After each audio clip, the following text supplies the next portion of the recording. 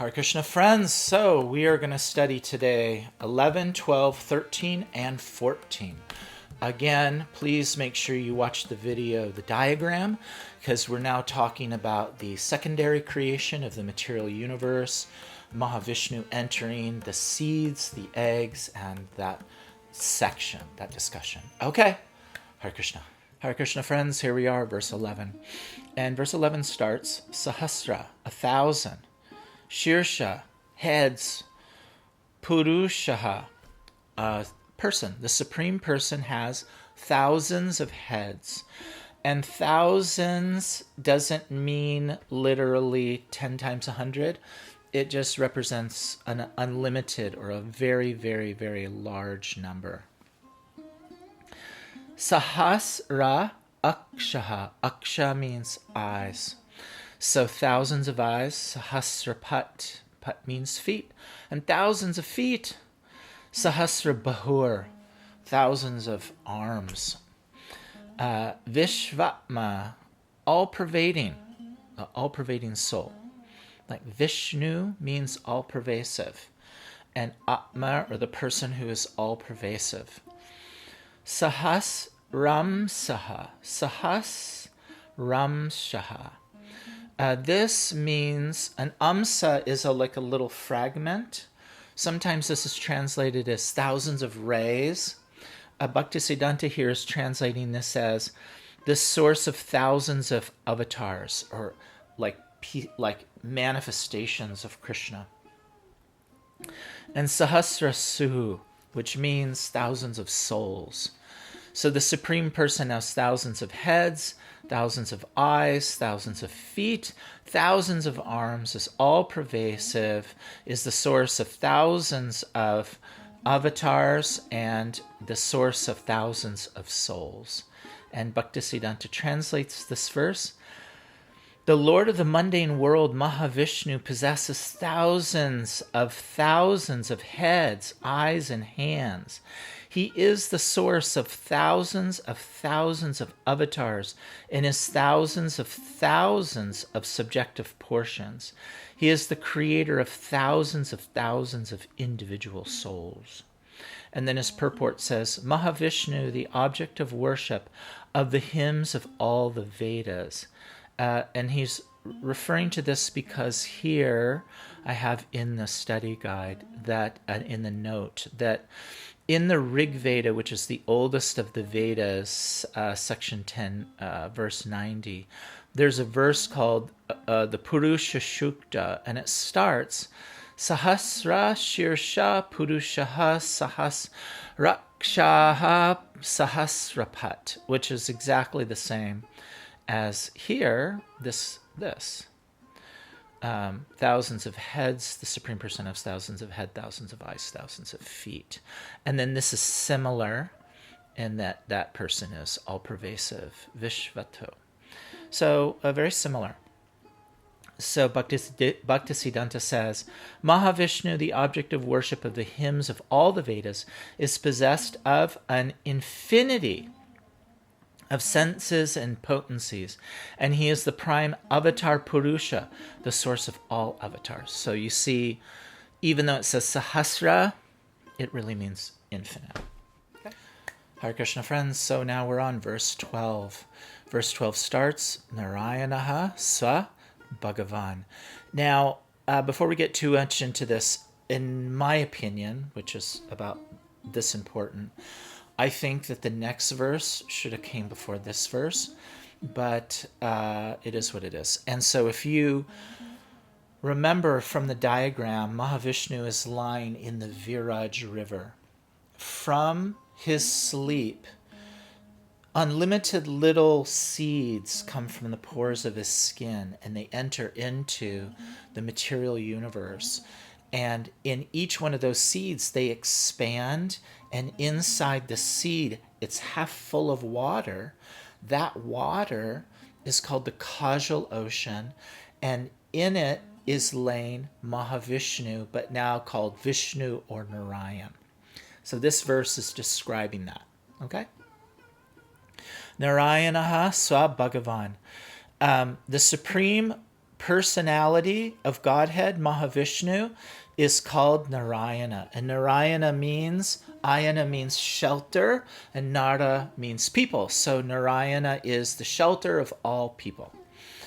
Apas tasmat sanatanat. The boundless water has originated from this eternal person in the little seeds. It's the entire universe that we're in. Avirasit kara narno, and has sprung this causal ocean. Remember our first verse, hopefully you memorized it. Ishvara Parama Krishna Satchit Ananda Vigraha Anadir Adir Govinda Sarva Karana Karanam. Karana means cause. And so this ocean here, Bhaktisiddhanda has Karana Arana, the ocean of cause, or the causal ocean. Nidhi Sankarshanatmaka. That in that spiritual ocean is portions of Sankarshan. So in each one of the little seeds, a little amsa, a little portion has entered as Vishnu or Narayan. And that seed, Yoga Nidram Katas Tasmat, enters a divine state of rest known as Yoga Nidra in the water. So there's the Mahavishnu in the Viraj river, and then little seeds are coming from the pores of his skin, and each seed is itself a universe half full of water called the Karana Arana, or Karanarano, Karanarana, the causal ocean. And then there's Mahavishnu or Narayan, or Vishnu, and he's also asleep in Yoga Nidra. Sahasramsa Svayam Mahan, with thousands of portions of himself. So he's in all the little universes.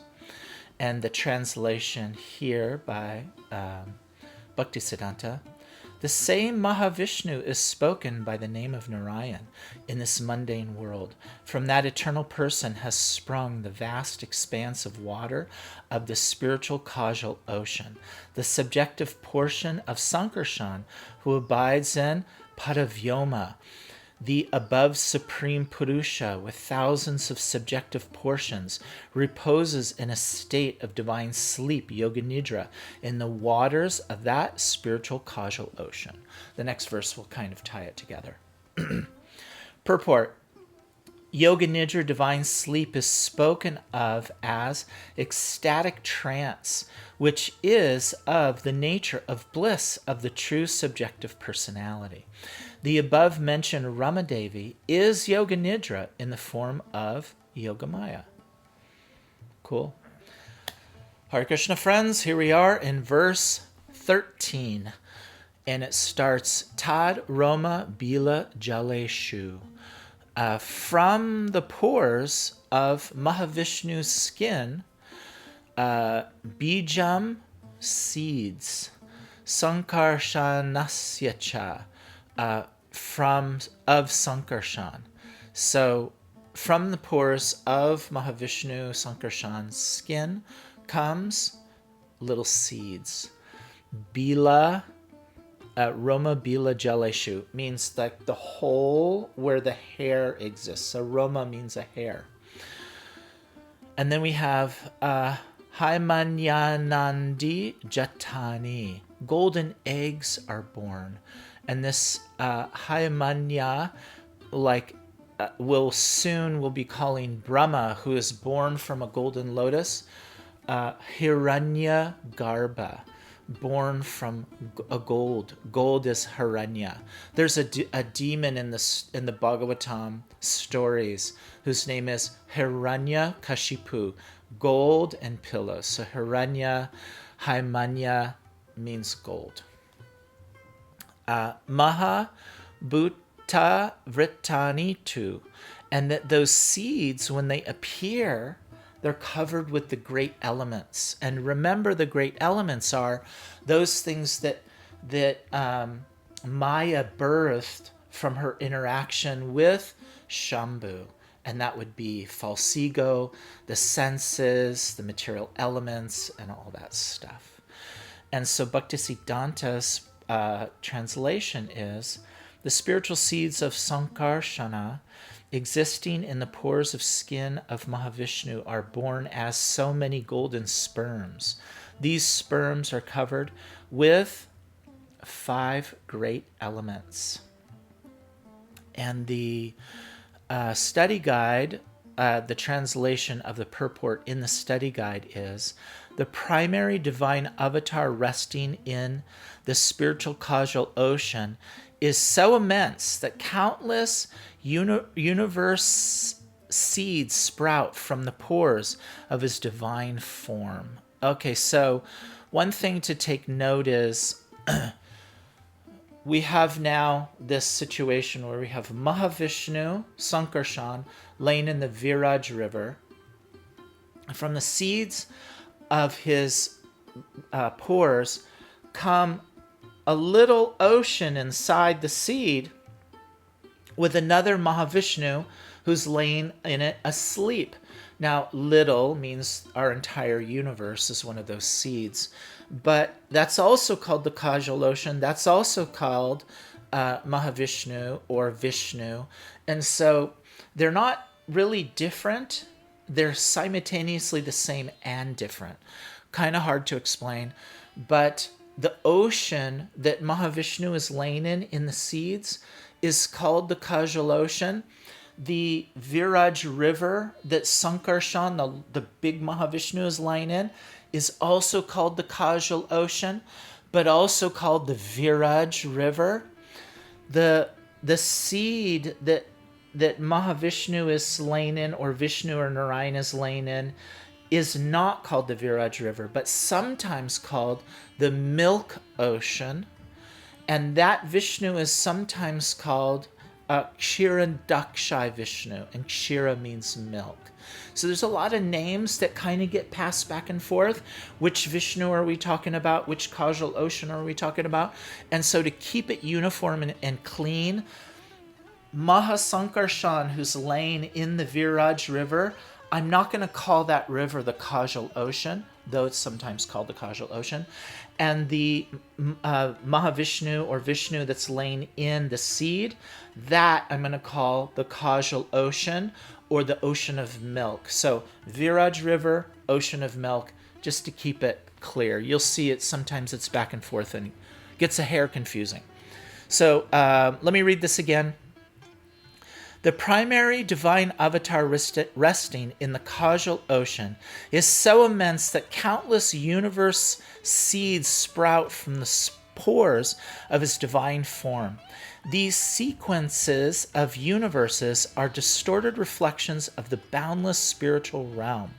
When they remain embedded in his divine form, they take on the aspects of golden eggs, symbolizing spiritual reflection. However, influenced by Mahavishnu's creative desire, minute particles of the great elements integral to the mundane cause and effect principle envelop them.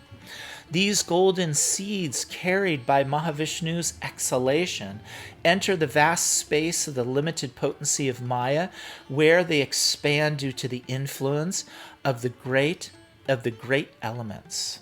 So, when I read this, I thought it was kind of interesting that what they're saying is Mahavishnu, he's asleep.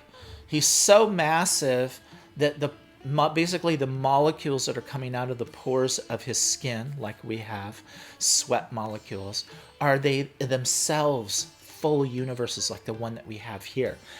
But in his skin, they're little seeds. And when they hit the material elements, they expand.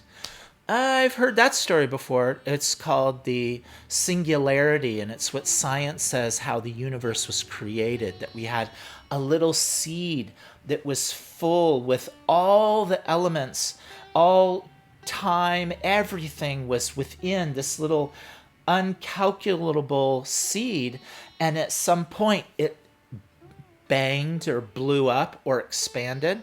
So, yeah, Big Bang started from these teachings. Okay, friends, last verse for the day. Pratyandam evam ekamsad vishvati svayam.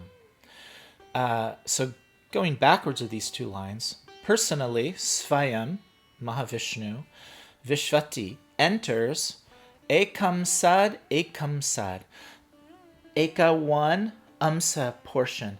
Each universe, which is its own individual thing, Mahavishnu enters the egg-like Anandam universe. So each egg-like universe, Mahavishnu personally enters. Sahasramurda, 1,000 heads, Vishvatma, the guide of all the souls, Paramatma. Mahavishnu Sanatanaha. So that great Mahavishnu enters into each universe as another Mahavishnu, a line on the causal ocean. So that's the causal ocean, that's the causal ocean, that's Mahavishnu, that's Mahavishnu.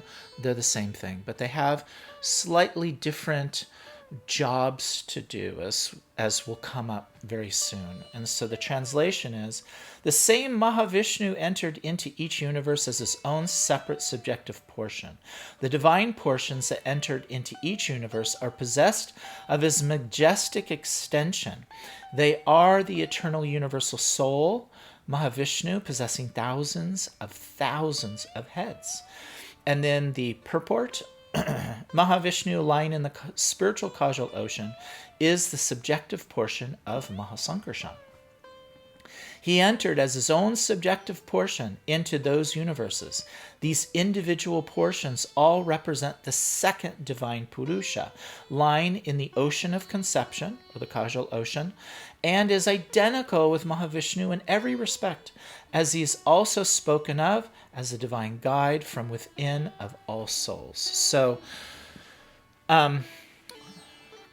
Mahavishnu is the supreme guide, and the first, remember when we saw the diagram, there's Svetadweep, and there's Vasudev, Sankarshan, Aniruddha, and Pradyumna. And Sankarshan becomes Mahavishnu, or is the same thing, lying in the Viraj river, and he is the soul of all the universe, and he manifests and enters into each egg-like universe, which is a seed which comes from the pores of his skin. And it's also Mahavishnu lying in the causal ocean. He's also the guide within. So both are actually technically exactly the same. So the same, but at the same time they're different because they have different jobs to do. And that's something that we'll see coming up. Okay, I hope that makes sense.